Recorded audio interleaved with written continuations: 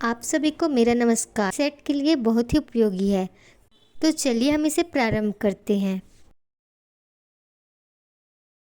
भोलाराम का जीव। हरिशंकर परसाई। जन्म 1924, मृत्यु 1995। लेखक परिचय। हरिशंकर परसाई हिंदी के पहले रचनाकार हैं जिन्होंने व्यंग्य को विधा का दर्जा दिलाया और उसे हल्के फुल्के मनोरंजन की परंपरागत परिधि से उबारकर समाज के सामयिक प्रश्नों से जोड़ा।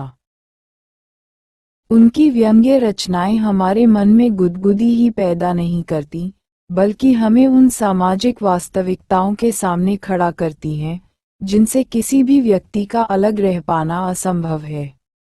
सामाजिक पाखंड और रूढ़िवादी जीवन मूल्यों की खिल्ली उड़ाते हुए, उन्होंने सदैव विवेक और विज्ञान सम्मत दृष्टि को सकारात्मक रूप में प्रस्तुत किया है। उनकी भाषा शैली में खास किस्म का अपनापन है, जिससे पाठक लेखक के साथ एकात्मिकता का अनुभव करता है। कृतियाँ। हंसते हैं रोते हैं, जैसे उनके दिन फिरे, भोलाराम का जीव, रानी नागफनी की कहानी, भूत के पांव पीछे, तट की खोज, वैष्णव की फिसलन, सदाचार का ताबीज, विकलांग श्रद्धा का दौर। पाठ परिचय। लेखक ने अपने एक परिचित रिटायर्ड कर्मचारी की दुखपूर्ण यथार्थ घटना से प्रेरित होकर इस कहानी की रचना की। कहानी का कथानक इतना है कि भोलाराम के जीव की तलाश स्वर्ग में हो रही है, मगर उसका जीव यमदूत को चकमा देकर अपनी पेंशन की फाइल में घुस गया। जीव की तलाश करते हुए नारद आते हैं और साहब को घूस में अपनी वीणा देकर दबी फाइल निकलवाते हैं। फाइल में चिपके भोलाराम के जीव से स्वर्ग चलने के लिए कहते हैं, मगर भोलाराम का जीव कहता है कि मैं तो अपनी पेंशन की दरख्वास्तों में ही चिपके रहना चाहता हूँ। कहानी सौंदर्य कथानक में न होकर उसके सहारे उभारे गए तीखे रिमार्क और चुटीले व्यंग्य के माध्यम से शासकीय ढांचे की लाल फीताशाही, घूसखोरी और क्रूरता को उजागर करने का प्रयत्न किया है। भारत की समाज व्यवस्था और प्रशासन तंत्र का चित्रण इस कहानी में कुशलता और मार्मिकता के साथ किया गया। उसमें मार्मिकता में सनी मानवीय संवेदना भी है और तीखे व्यंग्य से तिलमिला देने वाली गंभीर चोटें भी। भोला राम का जीव। ऐसा कभी नहीं हुआ था। धर्मराज लाखों वर्षों से असंख्य आदमियों को कर्म और सिफारिश के आधार पर स्वर्ग या नरक में निवास स्थान अलॉट करते आ रहे थे, पर ऐसा कभी नहीं हुआ था। सामने बैठे चित्रगुप्त बार बार थूक से पन्ने पलटकर रजिस्टर देख रहे थे। गलती पकड़ में नहीं आ रही थी। आखिर उन्होंने खींचकर रजिस्टर इतने जोर से बंद किया कि मक्खी चपेटे में आ गई। उसे निकालते हुए वह बोले, महाराज रिकॉर्ड सब ठीक है। भोलाराम के जीव ने 5 दिन पहले देह त्यागी और यमदूत के साथ इस लोक के लिए रवाना भी हुआ, पर यहाँ अभी तक नहीं पहुंचा। धर्मराज ने पूछा, और वह दूत कहाँ है? महाराज वह भी लापता है। इसी समय द्वार खुले और एक यमदूत बहुत बदहवास सा वहां आया। उसका मौलिक कुरूप चेहरा परिश्रम, परेशानी और श्रम के कारण और भी अधिक विकृत हो गया था। उसे देखते ही चित्रगुप्त चिल्ला उठे, अरे, तू कहाँ रहा इतने दिन? भोलाराम का जीव कहाँ है? यमदूत हाथ जोड़कर बोला, दया निधान में कैसे बताऊं कि क्या हो गया? आज तक मैंने धोखा नहीं खाया था, पर इस बार भोलाराम का जीव मुझे चकमा दे गया। 5 दिन पहले जब जीव ने भोलाराम की देह त्यागी, तब मैंने उसे पकड़ा और इस लोक की यात्रा आरंभ की। नगर के बाहर ज्यों ही मैं उसे लेकर एक तीव्र वायु तरंग पर सवार हुआ, त्यों ही मेरे चंगुल से छूटकर वह न जाने कहाँ चला गया। इन 5 दिनों में मैंने सारा ब्रह्मांड छान डाला, पर उसका कहीं पता नहीं चला। धर्मराज क्रोध से बोले, मूर्ख, जीवों को लाते लाते बूढ़ा हो गया। फिर भी एक मामूली बूढ़े आदमी के जीव ने तुझे चकमा दे दिया। दूत ने सिर झुकाकर कहा, महाराज, मेरी सावधानी में बिल्कुल कसर नहीं थी। मेरे इन अभ्यस्त हाथों से अच्छे अच्छे वकील भी नहीं छूट सके, पर इस बार तो कोई इंद्रजाल हो गया। चित्रगुप्त ने कहा, महाराज, आजकल पृथ्वी पर इस प्रकार का व्यापार बहुत बना है। लोग दोस्तों को फल भेजते हैं और रास्ते में ही रेलवे वाले उड़ा लेते हैं। हौजरी के पार्सलों के मोजे रेलवे अफसर पहनते हैं। मालगाड़ी के डिब्बे रास्ते में कट जाते हैं। एक बात और हो रही है, राजनीतिक दलों के नेता विरोधी नेता को उड़ाकर कहीं बंद कर देते हैं। कहीं भोलाराम के जीव को भी तो किसी विरोधी ने मरने के बाद भी खराबी करने के लिए नहीं उड़ा लिया। धर्मराज ने व्यंग्य से चित्रगुप्त की ओर देखते हुए कहा, तुम्हारी भी रिटायर होने की उम्र आ गई। भोलाराम जैसे नगण्य दीन आदमी से किसी को क्या लेना देना। इसी समय कहीं से घूमते फिरते नारद मुनि वहां आ गए। धर्मराज को गुमसुम बैठे देख बोले, क्यों धर्मराज, कैसे चिंतित बैठे हैं? क्या नरक में निवास स्थान की समस्या अभी हल नहीं हुई? धर्मराज ने कहा, वह समस्या तो कभी की हल हो गई मुनिवर। नरक में पिछले सालों में बड़े गुणी कारीगर आ गए हैं। कई इमारतों के ठेकेदार, जिन्होंने पूरे पैसे लेकर रद्दी इमारतें बनाईं। बड़े बड़े इंजीनियर आ गए हैं, जिन्होंने ठेकेदार से मिलकर भारत की 5 वर्षीय योजना का पैसा खाया। ओवरसियर हैं, जिन्होंने उन मजदूरों की हाजिरी भरकर पैसा हड़पा, जो कभी काम पर गए ही नहीं। इन्होंने बहुत जल्दी नरक में कई इमारतें तान दी हैं। ये समस्या तो हल हो गई। भोलाराम नाम के एक आदमी की 5 दिन पहले ही मृत्यु हो गई। उसके जीव को ये दूत यहाँ ला रहा था कि जीव इसे रास्ते में चकमा देकर भाग गया। इसने सारा ब्रह्मांड छान डाला, पर वह कहीं नहीं मिला। अगर ऐसा होने लगा तो पाप पुण्य का भेद ही मिट जाएगा। नारद ने पूछा, उस पर इनकम टैक्स तो बकाया नहीं था? हो सकता है उन लोगों ने रोक लिया हो। चित्रगुप्त ने कहा, इनकम होती तो टैक्स होता, भूखमरा था। नारद बोले, मामला बड़ा दिलचस्प है। अच्छा, मुझे उसका नाम पता तो बतलाओ। मैं पृथ्वी पर जाता हूँ। चित्रगुप्त ने रजिस्टर देखकर बताया, भोलाराम नाम था उसका। जबलपुर शहर के धमापुर मोहल्ले में नाले के किनारे एक 1.5 कमरे के टूटे फूटे मकान में वह परिवार समेत रहता था। उसके एक स्त्री थी, 2 लड़के और एक लड़की, उम्र लगभग 65 साल। सरकारी नौकर था, 5 साल पहले रिटायर हो गया था।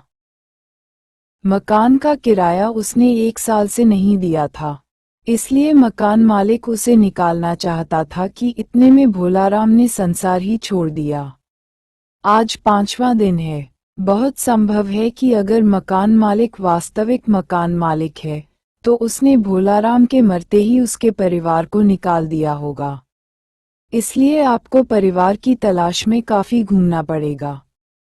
नारद भोलाराम के नगर में पहुंच गए। माँ बेटी के सम्मिलित क्रंदन से ही नारद भोलाराम का मकान पहचान गए। द्वार पर जाकर उन्होंने आवाज लगाई, नारायण नारायण। लड़की ने देखकर कहा, आगे जाओ महाराज। नारद ने कहा, मुझे भिक्षा नहीं चाहिए। मुझे भोलाराम के बारे में कुछ पूछताछ करनी है। अपनी माँ को जरा बाहर भेजो, बेटी। भोलाराम की पत्नी बाहर आई। नारद ने कहा, माता भोलाराम को क्या बीमारी थी? क्या बताऊं, गरीबी की बीमारी थी। 5 साल हो गए पेंशन पर बैठे, पर पेंशन अभी तक नहीं मिली। हर 10-15 दिन में एक दरख्वास्त देते थे, पर वहां से या तो जवाब नहीं आता था और आता तो यही कि तुम्हारी पेंशन पर विचार हो रहा है। इन 5 सालों में मेरे सब गहने बेचकर हम लोग खा गए, फिर बर्तन बिके, अब कुछ नहीं बचा था। फाके होने लगे थे। चिंता में घुलते घुलते और भूख से मरते मरते दम तोड़ दिया। नारद ने कहा, क्या करोगी माँ? उनकी इतनी ही उम्र थी। ऐसा तो मत कहो महाराज, उम्र तो बहुत थी। 50-60 रुपया महीना पेंशन मिलती तो कहीं कुछ काम करके गुजारा हो जाता। पर क्या करें, 5 साल नौकरी से बैठे हो गए और अभी तक कोई कौड़ी नहीं मिली।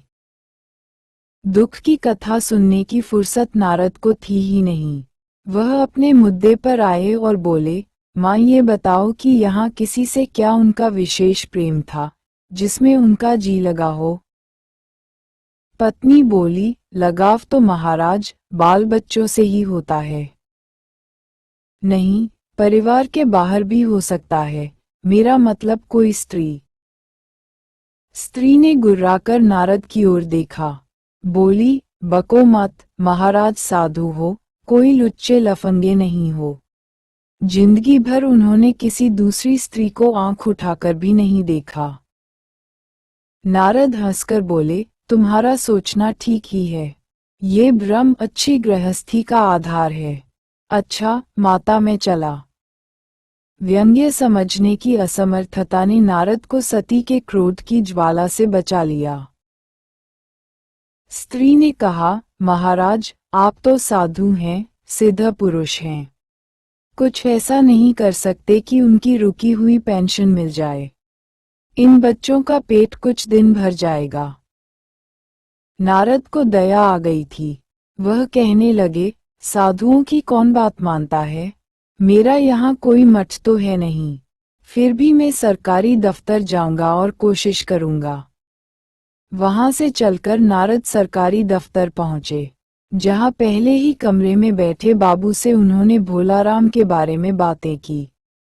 उस बाबू ने उन्हें ध्यानपूर्वक देखा और बोला, भोलाराम ने दरख्वास्तें तो भेजी थीं, पर उन पर वजन ही नहीं रखा था, इसलिए कहीं उड़ गई होंगी। नारद ने कहा, भाई यहाँ तो बहुत से पेपरवेट रखे हैं, इन्हें क्यों नहीं रख दिया? बाबू हंसा, आप साधु हैं, आपको दुनियादारी समझ में नहीं आती। दरख्वास्तें पेपरवेट से खैर, आप उस कमरे में बैठे बाबू से मिलिए, नहीं दबती। नारद उस बाबू के पास गए। उसने तीसरे के पास भेजा, तीसरे ने चौथे के पास, चौथे ने पांचवे के पास। जब नारद 25-30 बाबुओं और अफसरों के पास घूम आए, तब एक चपरासी ने कहा, महाराज आप क्यों इस झंझट में पड़ गए? आप अगर साल भर भी यहाँ चक्कर लगाते रहें तो भी काम नहीं होगा। आप तो सीधे बड़े साहब से मिलिए, उन्हें खुश कर लिया तो अभी काम हो जाएगा। नारद बड़े साहब के कमरे में पहुंचे। बाहर चपरासी ऊँघ रहा था, इसलिए उन्हें किसी ने छेड़ा नहीं। उन्हें एकदम बिना विजिटिंग कार्ड के आया देख साहब बड़े नाराज हुए। बोले, इसे कोई मंदिर वंदिर समझ लिया है क्या? धड़धड़ाते चले आए, चिट क्यों नहीं भेजी? नारद ने कहा, कैसे भेजता, चपरासी तो सो रहा है। क्या काम है? साहब ने रौब से पूछा। नारद ने भोलाराम का पेंशन केस बतलाया। साहब बोले, आप हैं वैरागी, दफ्तरों के रीति रिवाज नहीं जानते। असल में भोलाराम ने गलती की। भाई ये भी एक मंदिर है, यहाँ भी दान करना पड़ता है, भेंट चढ़ानी पड़ती है। आप भोलाराम के आत्मीय मालूम होते हैं। भोलाराम की दरख्वास्तें उड़ रही हैं, उन पर वजन रखिए। नारद ने सोचा कि फिर यहाँ वजन की समस्या खड़ी हो गई। साहब बोले, भाई सरकारी पैसे का मामला है, पेंशन का केस 20 दफ्तरों में जाता है, देर लग ही जाती है। हजारों बार एक ही बात को 1000 जगह लिखना पड़ता है, तब पक्की होती है। जितनी पेंशन मिलती है उतनी कीमत की स्टेशनरी लग जाती है। हाँ जल्दी भी हो सकती है, मगर। साहब रुके। नारद ने कहा, मगर क्या? उद्धरण चिन्ह। साहब ने कुटिल मुस्कान के साथ कहा, मगर वजन चाहिए। आप समझे नहीं, जैसे आपकी सुंदर वीणा है, इसका भी वजन भोलाराम की दरख्वास्त पर रखा जा सकता है। मेरी लड़की गाना बजाना सीखती है, यह मैं उसे दूंगा। साधुओं की वीणा तो बड़ी पवित्र होती है। लड़की जल्दी संगीत सीख गई तो उसकी शादी हो जाएगी। नारद अपनी वीणा छीनते देखकर जरा घबराए, पर फिर संभल कर उन्होंने वीणा टेबल पर रखकर कहा, ये लीजिए। अब जरा जल्दी उसकी पेंशन का ऑर्डर निकाल दीजिए। साहब ने प्रसन्नता से उन्हें कुर्सी दी, वीणा को एक कोने में रखा और घंटी बजाई। चपरासी हाजिर हुआ। साहब ने हुक्म दिया, बड़े बाबू से भोलाराम के केस की फाइल लाओ। थोड़ी देर बाद चपरासी भोलाराम की 100-150 दरख्वास्तों से भरी फाइल लेकर आया। उसमें पेंशन के कागजात भी थे। साहब ने फाइल पर नाम देखा और निश्चित करने के लिए पूछा, क्या नाम बताया साधु जी आपने? नारद ने समझा कि कुछ ऊंचा सुनता है, इसलिए जोर से बोले, भोलाराम। सहसा फाइल में से आवाज आई, कौन पुकार रहा है मुझे? पोस्टमैन है क्या? पेंशन का ऑर्डर आ गया। साहब डरकर कुर्सी से लुढ़क गए। नारद भी चौंके, पर दूसरे ही क्षण बात समझ गए।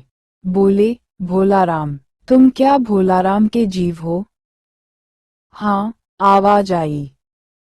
नारद ने कहा, मैं नारद हूँ। मैं तुम्हें लेने आया हूँ। चलो, स्वर्ग में तुम्हारा इंतजार हो रहा। आवाज आई, मुझे नहीं जाना। मैं तो पेंशन की धन्यवाद। दरख्वास्तों आप में ये मेरे लगता द्वारा हूँ। बनाए गए यही YouTube मेरा चैनल मन हिंदी लगा की है। दुनिया के माध्यम मैं से अपनी देख व सुन सकते हैं। दरख्वास्तें छोड़कर नहीं जा सकता।